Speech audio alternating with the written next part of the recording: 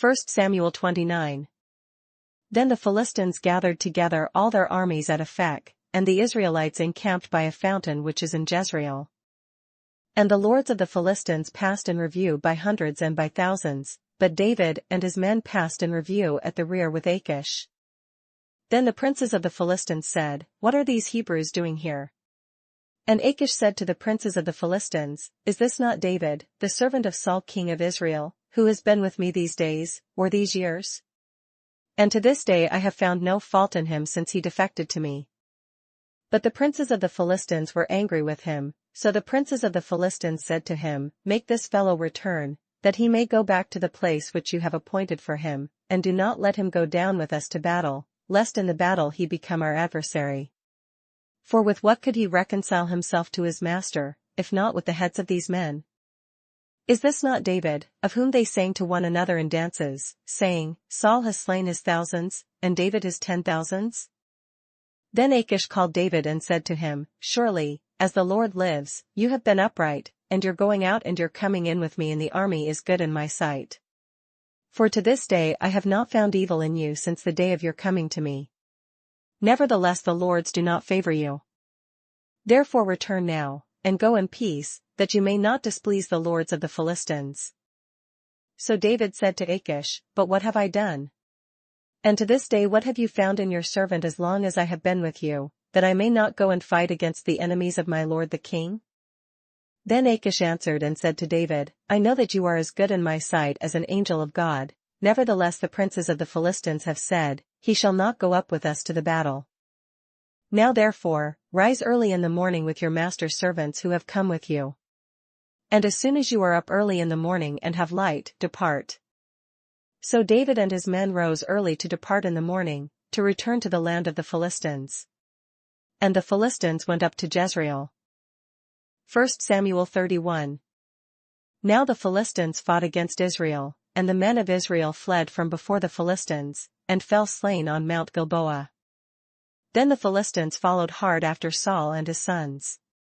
And the Philistines killed Jonathan, Abinadab, and Malchishua, Saul's sons. The battle became fierce against Saul. The archers hit him, and he was severely wounded by the archers. Then Saul said to his armor-bearer, "Draw your sword, and thrust me through with it, lest these uncircumcised men come and thrust me through and abuse me." But his armor-bearer would not, for he was greatly afraid. Therefore Saul took a sword and fell on it. And when his armor-bearer saw that Saul was dead, he also fell on his sword, and died with him. So Saul, his 3 sons, his armor-bearer, and all his men died together that same day. And when the men of Israel who were on the other side of the valley, and those who were on the other side of the Jordan, saw that the men of Israel had fled and that Saul and his sons were dead, they forsook the cities and fled, and the Philistines came and dwelt in them. So it happened the next day, when the Philistines came to strip the slain, that they found Saul and his 3 sons fallen on Mount Gilboa. And they cut off his head and stripped off his armor, and sent word throughout the land of the Philistines, to proclaim it in the temple of their idols and among the people.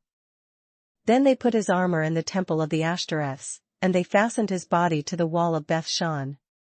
Now when the inhabitants of Jabesh-Gilead heard what the Philistines had done to Saul, all the valiant men arose and traveled all night, and took the body of Saul and the bodies of his sons from the wall of Beth-shan, and they came to Jabesh and burned them there.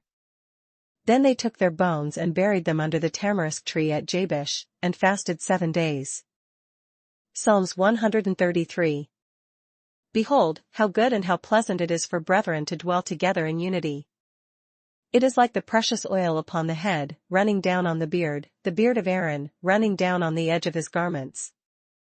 It is like the dew of Hermon, descending upon the mountains of Zion, for there the Lord commanded the blessing life forevermore. Revelation 5. And I saw in the right hand of him who sat on the throne a scroll written inside and on the back, sealed with 7 seals. Then I saw a strong angel proclaiming with a loud voice, "Who is worthy to open the scroll and to loose its seals?" And no one in heaven or on the earth or under the earth was able to open the scroll, or to look at it. So I wept much, because no one was found worthy to open and read the scroll, or to look at it. But one of the elders said to me, "Do not weep. Behold, the Lion of the tribe of Judah, the Root of David, has prevailed to open the scroll and to loose its 7 seals. And I looked, and behold, in the midst of the throne and of the 4 living creatures, and in the midst of the elders, stood a lamb as though it had been slain, having 7 horns and 7 eyes, which are the 7 spirits of God sent out into all the earth. Then he came and took the scroll out of the right hand of him who sat on the throne. Now when he had taken the scroll, the 4 living creatures and the 24 elders fell down before the Lamb, each having a harp, and golden bowls full of incense, which are the prayers of the saints. And they sang a new song, saying, You are worthy to take the scroll, and to open its seals, for you were slain, and have redeemed us to God by your blood out of every tribe and tongue and people and nation. And have made us kings and priests to our God, and we shall reign on the earth. Then I looked, and I heard the voice of many angels around the throne, the living creatures, and the elders, and the number of them was 10,000 times 10,000, and thousands of thousands.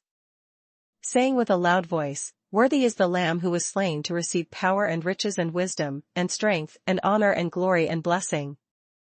And every creature which is in heaven and on the earth and under the earth and such as are in the sea, and all that are in them, I heard saying, Blessing and honor and glory and power be to him who sits on the throne, and to the Lamb, forever and ever. Then the 4 living creatures said, Amen. And the 24 elders fell down and worshipped him who lives forever and ever.